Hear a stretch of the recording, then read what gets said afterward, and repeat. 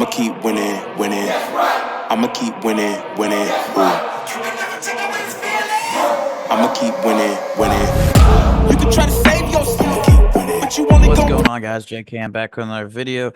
Today, I'm going to be ranking all the 6 starting rookie quarterbacks from this year and how their rookie seasons went in the NFL from worst to best, from 6 to 1. Obviously, 6 being the worst, 1 being the best. And before we get into it, please make sure to like the video, comment down below any takes that you agree with, disagree with. And please make sure to subscribe to the channel to keep up with future NFL content, whether it be free agency, NFL draft, NFL playoffs, the combine, stuff like that coming up. Please make sure to subscribe to the channel so you can keep up with all of that. Now, getting into this, there were 6 starting quarterbacks that ended up starting this season in the NFL, whether through injury or being drafted that way. 5 of them, or 4 of them, were pretty much expected to start from the jump. 2 of them kind of were a little bit shocking. One was because of benching, and the other one was because of an injury. But starting out with it, the number 6, the worst QB season for the rookies this year was Spencer Rattler. Now, he wasn't really necessarily supposed to start. He was kind of more of a talented, big arm guy that was kind of supposed to sit for a couple years, maybe become something, maybe becomes a backup type deal. And with Derek Carr's injury and missing significant time this year, he ended up having to be forced into the starting job as a rookie for the Saints. He even a couple of those games, Kamara ended up getting hurt, so he ended up having to play without Kamara. But he in total he played in 7 games this season. He ended up having 1,300 yards, uh, 4 touchdowns, and 5 interceptions with a QBR of 40.4. He didn't really play the best, in my opinion, honestly, with his tools being a former very high recruiting prospect in college football. I did think that he could have a little bit of tools and be a little bit of a gunslinger, a little bit more and open it up. But whenever he was in there in that game, you could tell he was a rookie quarterback. He was kind of scared to make mistakes. It seemed like to throw the ball a little bit. As you can see, he had finished with more interceptions than touchdowns with a 4-to-5 ratio. I do think that he should have kind of opened it up a little bit. You know, you're on the Saints, you're on a losing team at this point. You're a rookie quarterback. If it might as well go out and try to prove yourself instead of kind of playing it safe on a lot of those passes. So I definitely think that he could have been a little bit more lenient with them, kind of just letting them tear it out and, just try to make some deep plays. He also had Chris Olave out, so it was a very tough situation he was put into. But even whenever he was put in, he had an interim coach. They were kind of just playing it safe. They ended up running the ball a lot. They didn't really throw it too much. When they did, it was very quick stuff. So, it was just a guy that was kind of forced into a situation that wasn't ready yet and wasn't very expected to be in that situation. He was more of a we'll draft him on day 2, day 3 of the NFL draft, and maybe he becomes a long-time backup that could be able to step in, and maybe one day he'll take over for Derek Carr if he ends up developing very well. So it makes sense that he would be the worst one here out of the starting quarterback, so he wasn't really expected to. So moving on to number 5. Number 5, we're going to have Michael Penix as the 5th best rookie season this year. Now, he played probably the least amount. A lot of people didn't really expect him to start. When they drafted him, it was kind of looked at as a bonehead move because they had just signed Kirk Cousins to this massive deal, and the Falcons didn't necessarily need a quarterback, and they drafted him at number 8 when a lot of people thought he'd go like mid first, late first. But honestly, it was a pretty good decision for them to draft him because Kirk Cousins ended up not playing that well, and they ended up having to bench him. Michael Penix through 5 games ended up with 775 yards, 3 touchdowns, 3 interceptions, a 51.2 QBR rating. I do think that he could have played a little bit better. He kind of struggled a little bit at first, especially when he first got in. He threw one of them picks against Washington in his first game that he was starting against the Commanders. But once he kind of settled in there and kind of got over those first rookie jitters through most of the season, he was kind of able to get in there and play pretty well. He had a couple of receivers didn't really do a good job. I know he finished with a 3-to-3 touchdown to interception ratio, but one of those was a blatant ball right in the chest of Kyle Pitts that he dropped that ended up going from a touchdown to an interception. So if Kyle Pitts catches that, he actually ends up with a 4-2 touchdown ratio. I do think the Falcons are in good hands. I don't know what they're going to do with Kirk Cousins in that contract. I don't know who's going to trade for him. They're going to have to cut him or what, and what money that they're going to have to book on the hits of their salary cap. But they definitely, moving forward, are going to be going in with Michael Penix coming in as a rookie, 11 games into the season after not playing, and everyone's kind of been able to solidify themselves into their roles on their teams. That's very hard, especially first game was Sunday night against the Commanders, who were having a great season and were in playoff contention, who are actually in the NFC Championship now after making this video.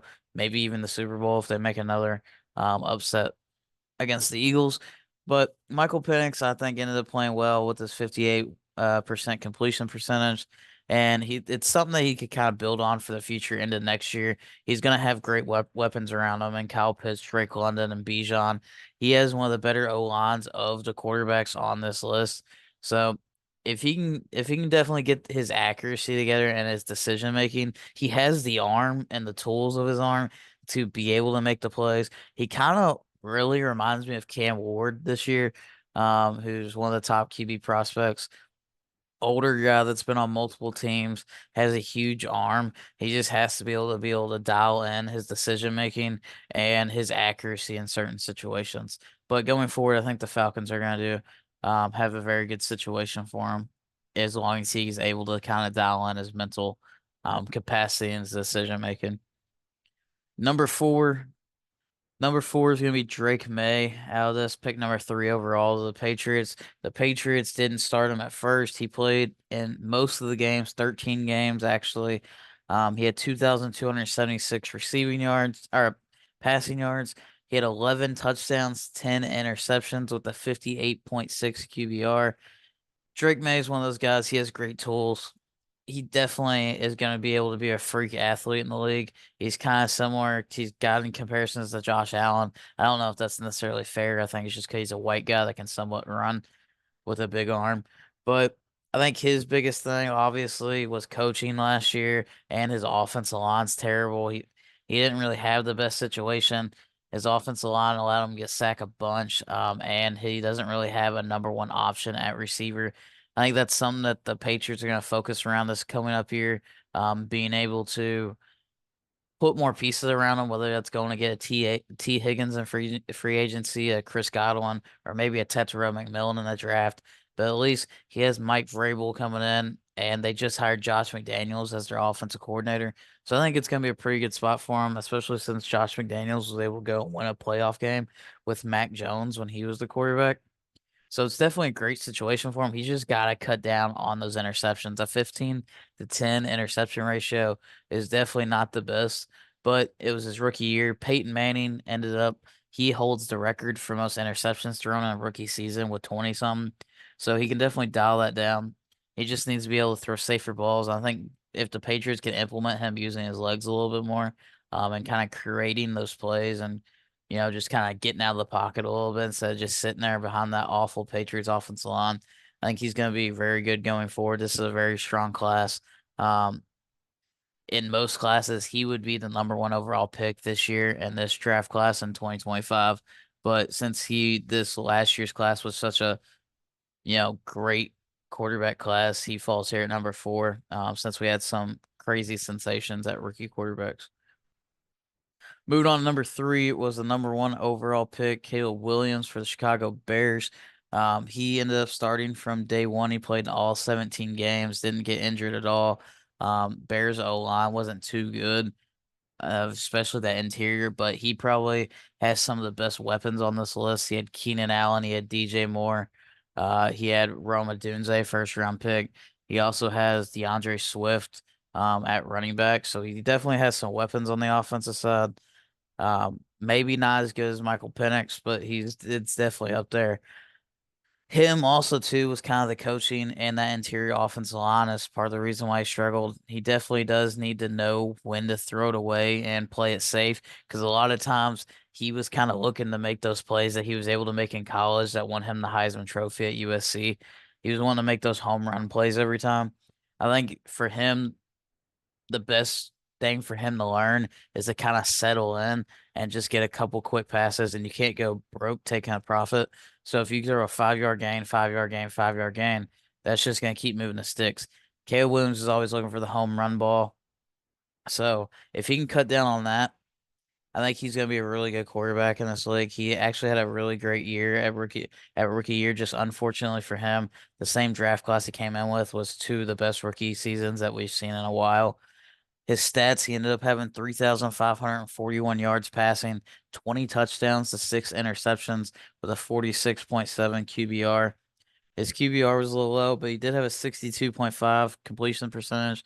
So he definitely did great. He also had 500 yards on the ground, but he did have 6 fumbles lost. So, like I said, just him being able to not always looking for that home run play and knowing when to get down, get out of bounds, and not having them, bonehead turnovers with the 6 interceptions and 6 fumbles that he added. I think Ben Johnson's going to help that. He's going to get a very good, beneficial offensive system that's going to look to run the ball. If they can run the ball very well and he can kind of, just settle into the offense and make the throws that he needs to make to use his talent, it's definitely going to be a great spot for him. He's going to be being able to move on and maybe even be a first team All Pro in a couple of years. He may even be one of the better NFC quarterbacks since the NFC has some pretty bad quarterbacks in that conference. But he's coming at number 3. So moving on to number 2. Number 2 is going to be Bo Nix, who was the 12th overall pick in the draft. Now he's a little bit older. Him and Michael Penix and Spencer Rattler are older. Drake May, Caleb Williams are a little bit younger, so they're more expected to produce quicker in this league. But Bo Nix ended up starting from day one for Sean Payton. He played in all 17 games. He ended up throwing for 3,775 yards, 29 touchdowns, 12 interceptions, a 57.0 QBR rating with a 66.3 completion percentage. He was kind of the shock of the draft. From this point, a lot of people were kind of shocked and thought the Broncos overdrafted him at 12, me included. I definitely thought that they could have waited a couple more picks, but they went up and they got their guys. They got Sean Payton, won it all along at that spot, waiting at number 12. And he's definitely been a very surprising play. I mean, if you throw 29 touchdowns in a rookie year, that's most of the time that's definitely going to win you MVP. Unfortunately for him, like we said with Caleb Williams, this is just a crazy quarterback class that has had some insane rookie years. He also was able to add 430 yards on the ground rushing. He was able to kind of settle in. The first couple of weeks, he was playing average, and what people kind of expected. But once he was able to get that Sean Payton offense, that Sean Payton verbiage, he was definitely playing at a high level. He was one of the hottest quarterbacks in the league at one point. He was playing amazing there for a 3 week stretch, especially that Bengals game that they did end up losing. He played a phenomenal game against Joe Burrow and the Bengals on the road with the playoff spot on the line. So, like I said, most seasons he would be a rookie of the year player, but this draft class was just stacked. And he's definitely, if he can keep this up, he might, hopefully, he doesn't have a sophomore slump like a lot of quarterbacks have, especially like a CJ Stroud. But he's going to end up here at number 2. And number 1, the number 2 overall pick in the draft, Jayden Daniels. He's also a little bit older at 24 years old, so he's more pro ready and ready to go. He's not as young. He ended up having 3,000 yards, 3,568 yards passing, 25 touchdowns, 9 interceptions with a 70.5 QBR. He was also able to add a 900 yards rushing on the ground. So he's definitely the most dual threat quarterback in this class. He was able to run and pass all over the field pretty much. He was able to make a huge impact on the Commanders. Dan Quinn was able to come in. He took over the defense, and was able to kind of manage and give them opportunities. He definitely has the best coaching, I think, on this list, with Dan Quinn being a former Super Bowl appearance head coach with the Falcons years ago, even though they lost, and with Cliff Kingsbury being his offensive coordinator, who's pretty much known for developing very good quarterbacks like a Kyler Murray, like Patrick Mahomes at Texas Tech. Those type of guys, him going in that situation, he was able to get one of the best OCs to be able to coach him at that point. Now, Cliff Kingsbury, he's even going to get even more lucky because he was able to probably keep him for the next couple of years because he's still getting paid from the Arizona Cardinals. But his stats were pretty much wild. He has the team in the NFC Championship. I was kind of on the borderline of who's going to be the rookie of the year between Bo Nix and Jayden Daniels, but the playoffs obviously shows it. He goes in, he beats the Buccaneers on the road. Then he goes on the road again in the second round, playing the Detroit Lions, who were off a bye at Detroit, and ends up going and putting up 45 points in a crazy game that he ends up upsetting the #1 overall seed. And now he's even in the NFC Championship at the time of making this video. Who knows if he can make the Super Bowl, because he's having probably one of the best rookie seasons of all time as a quarterback. And that's saying a lot. Because if you're able to go pretty much lead your team from a team that didn't make the playoffs last year, who was the second worst record, into the NFC Championship and maybe even into the Super Bowl, you deserve offensive rookie of the year. And he was able to pretty much show this year that he was the best quarterback in this class so far, after being from multiple college systems, being able to come out and produce right away. So this was my ranking for the 6 quarterbacks. Obviously, JJ McCarthy was not in here because he was injured all year. This was a loaded quarterback class. This was the loaded draft class in general. You still have Brock Bowers in there, who was in Rookie of the Year contention. All kinds of people. So please make sure to comment down below anything that you agreed or disagreed with. Also, make sure to subscribe to the channel to be able to keep up with any NFL content. And thanks for watching. Yeah, feel like John Moran. Need a triple-double. Told him check the stats. Yeah, I got a couple. I don't drop the ball. Now I never fumble. I'm the MVP. Now I feel like Russell. Feel like John Moran. Need a triple-double. Told him check the stats.